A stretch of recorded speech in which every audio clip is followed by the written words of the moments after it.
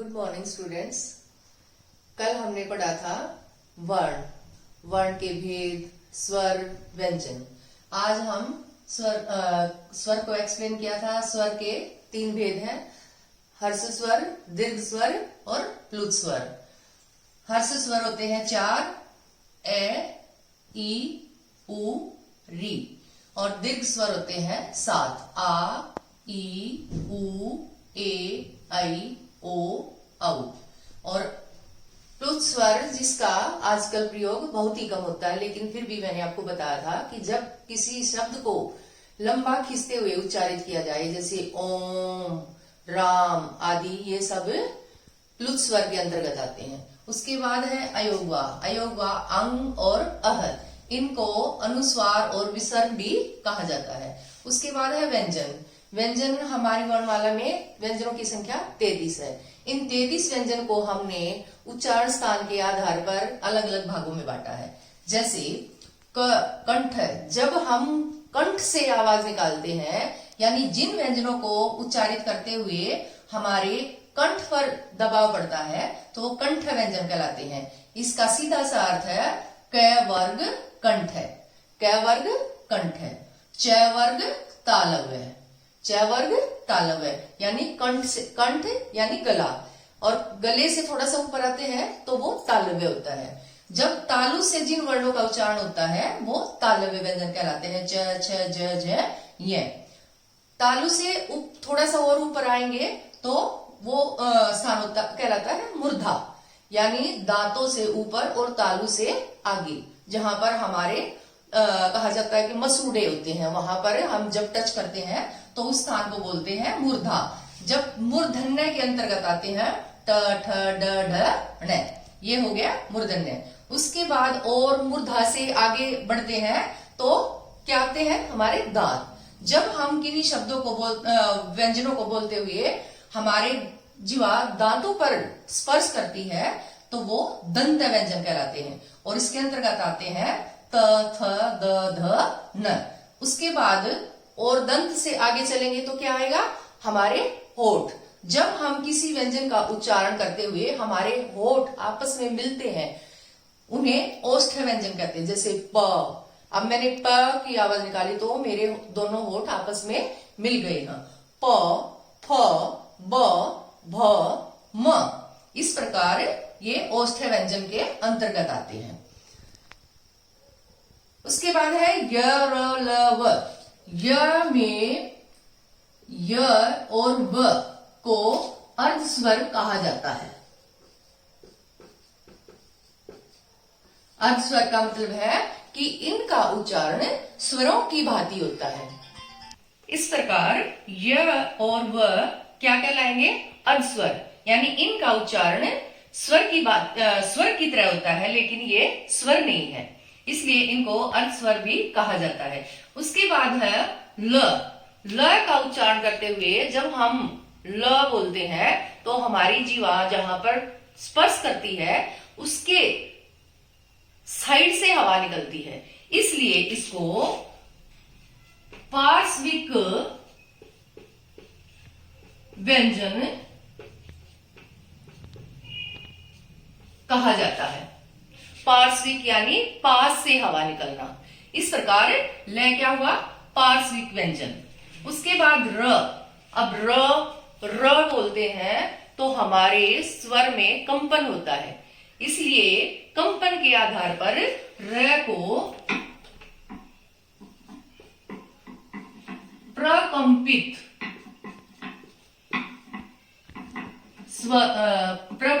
व्यंजन कहा जाता है। प्रकंपित मतलब जिसके उच्चारण में स्वर में कंपन हो। इस प्रकार य और व अर्ध स्वर, ल पार्श्विक व्यंजन और र प्रकंपित व्यंजन। इसके बाद है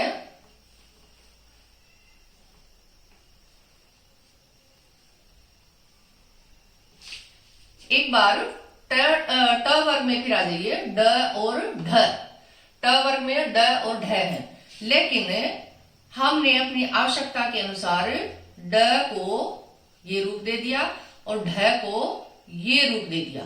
यानी इनके नीचे अगर बिंदी लगा दी जाती है तो इसको ड को बोलेंगे ड, और ढ को बोलेंगे ढ, और इनको कहा जाता है उत्सित व्यंजन। क्या कहेंगे? उत्सित व्यंजन। उत्सित व्यंजन का अर्थ है कि छोड़ा हुआ, यानी इनको हमने वर्णमाला में नहीं लिया है, इनको हमने छोड़ दिया है। लेकिन जब हमें इनकी जरूरत पड़ती है कुछ शब्दों में तो हम इनको वहां पर प्रयोग कर लेते हैं।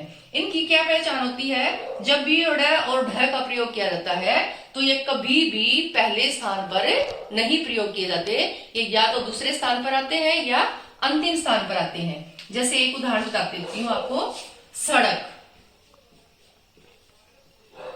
यहां पर अड़ कहां पर हुआ? दूसरे स्थान पर। पढ़ाई,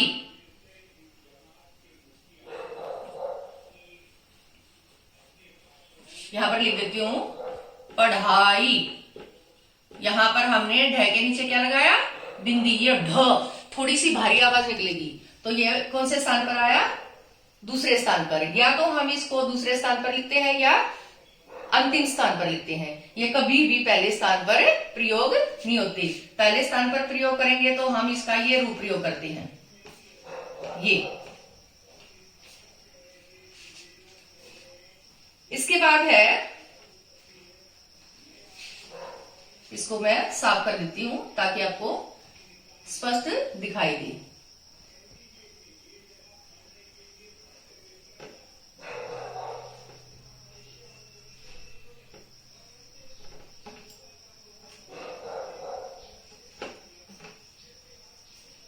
मेरे ख्याल से यहां तक आपको अच्छी तरह समझ आ गया होगा।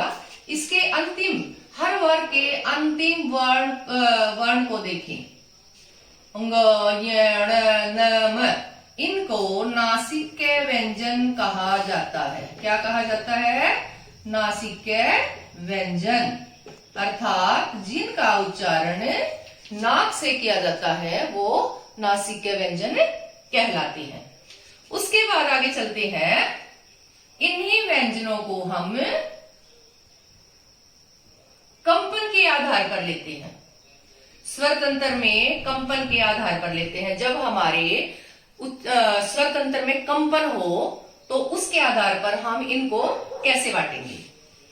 जैसे कंपन के आधार पर है अघोष, और स्पेस कम है लेकिन फिर भी आपको अच्छी तरह समझाने की कोशिश करती हूं। अघोष और सघोष। घोष का अर्थ होता है नाद, यानी कंपन होना, आवाज निकलना। और उसके बाद है श्वास के आधार पर। श्वास के आधार पर है अल्प प्राण और महाप्राण।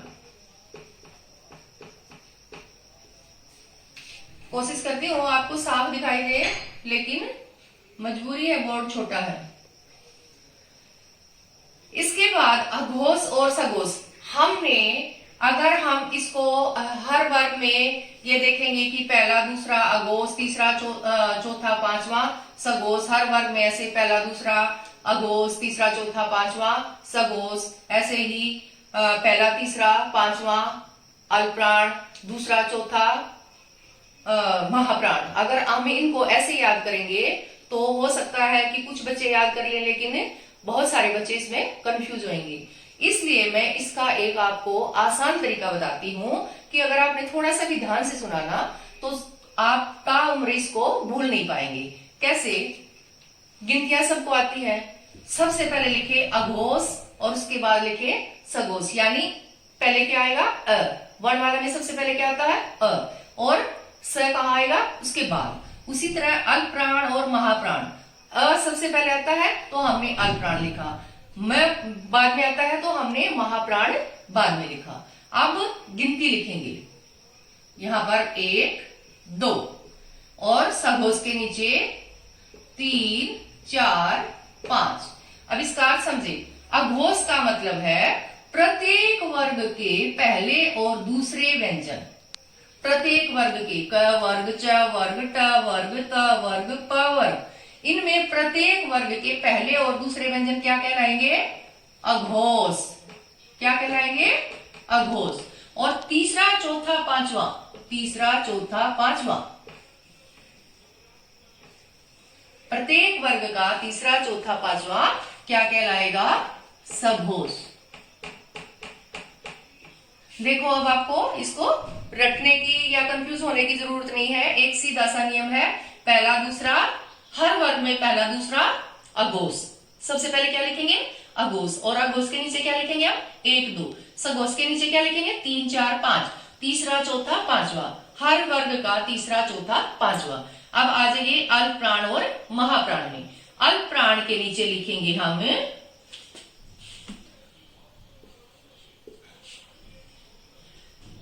1, 3 और 5, यानी ओड नंबर।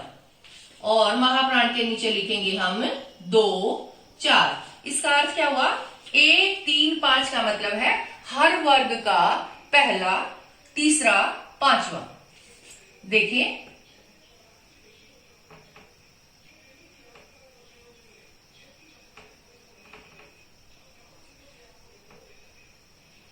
हर वर्ग का पहला, तीसरा और पांचवा क्या कहलाएगा? अल्प प्राण। अल्प प्राण का मतलब है जब हम इनको उच्चारण करते हैं तो हवा कम निकलती है, यानी एनर्जी कम लगती है। इनको बोलने में हमारी एनर्जी कम लगती, क, ग, अंग। लेकिन जब हम ख और घ को बोलेंगे तो हमारी एनर्जी, हमारी श्वास वायु ज्यादा बाहर निकलेगी, हमारी एनर्जी ज्यादा लगेगी। ख, घ, छ, झ। प्रत्येक वर्ग का पहला, तीसरा, पांचवा अल्प प्राण और दूसरा और चौथा क्या कहलाएगा? महाप्राण। अगर आपने इस नियम को थोड़ा सा ध्यान से लिखा तो आप इस नियम को कभी भी नहीं भूलेंगे और बिल्कुल आसान नियम है। इसके अलावा कोई भी मेरे ख्याल से आसान तरीका नहीं है। उसके बाद रह गया हमारे पास, हमने प, फ, ब, भ, म तक ले लिया। उसके बाद बचे हमारे य, र, ल, व, श, स, ह। क्षत्र को छोड़ दें, ये इसके अंतर्गत नहीं आती।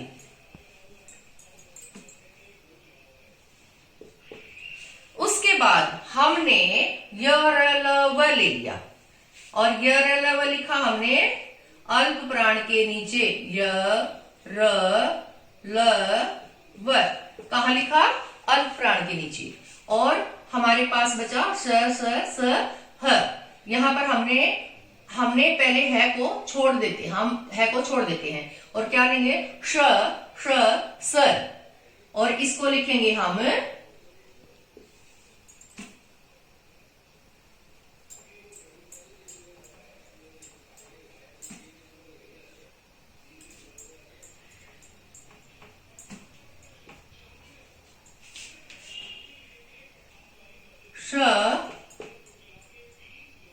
श, सर। ये हमने कहा लिखे?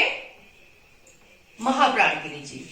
तो एक बार फिर से देखें, अघोष, सघोष। अघोष में 1, 2, सघोष में 3, 4, 5, यानी पहला, दूसरा अघोष, तीसरा, चौथा, पांचवा प्रत्येक वर्ग का सघोष। उसके बाद है अल्प प्राण और महाप्राण, एनर्जी के आधार पर, श्वास वायु के आधार पर।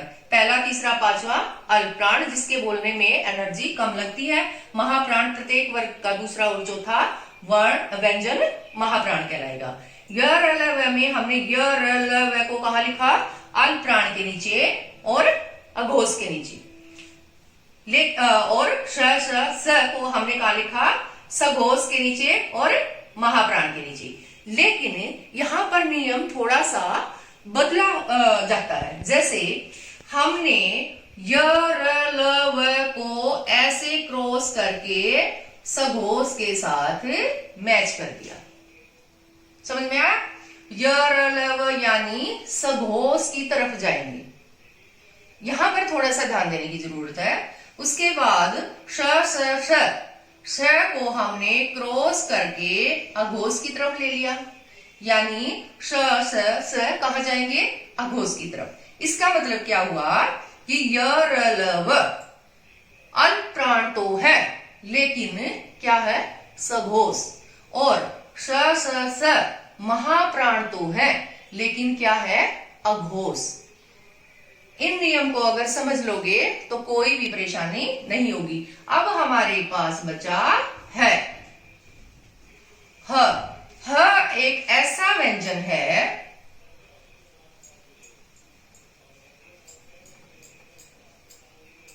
जो इसको हम लिखेंगे सघोष में, अर्थात ह ऐसा व्यंजन है जो सघोष भी है और महाप्राण भी है। इस प्रकार है किसके अंतर्गत आएगा? अब सघोष और महाप्राण के अंतर्गत। एक बार फिर से देखिए, अघोष पहला दूसरा, सघोष तीसरा चौथा पांचवा, अल्प प्राण पहला तीसरा पांचवा, महाप्राण दूसरा चौथा हर वर्ग का। व्यरलव अल्प प्राण लेकिन सघोष, और स महाप्राण लेकिन अघोष। है ऐसा व्यंजन है जो सघोष भी है और महाप्राण भी है। उम्मीद है यहां तक आपको समझ में आ गया होगा। आगे चलते हैं। उसके बाद है स्वर। स्वर हमारे 11 हैं और सभी स्वर, ध्यान रखें, सभी स्वर सघोष होते हैं। क्या होते हैं? सघोष और अल्प प्राण कहलाते हैं। सघोष का मतलब है जब इनको बोलते हैं तो कंपन होता है लेकिन एनर्जी कम लगती, जैसे कंपन हुआ लेकिन एनर्जी कम लगी। इस प्रकार सभी स्वर स स्वर और सघोष, इस प्रकार सभी स्वर सघोष के अंतर्गत आएंगे लेकिन अल्प प्राण के अंतर्गत आएंगे। उम्मीद है आपको ये यहाँ तक व्यंजन के भेद आपको अच्छी तरह समझ में आ गया होगा। इसके बाद मैं कल करवाऊंगी आपको स्वर का स्वतंत्र रूप और मात्रा रूप और स्वर से संबंधित मात्राएं। इस कार्य को ध्यान से दोहराई करें और कोशिश करें कि अपनी नोटबुक में इसे लिखित रूप में रखें। धन्यवाद।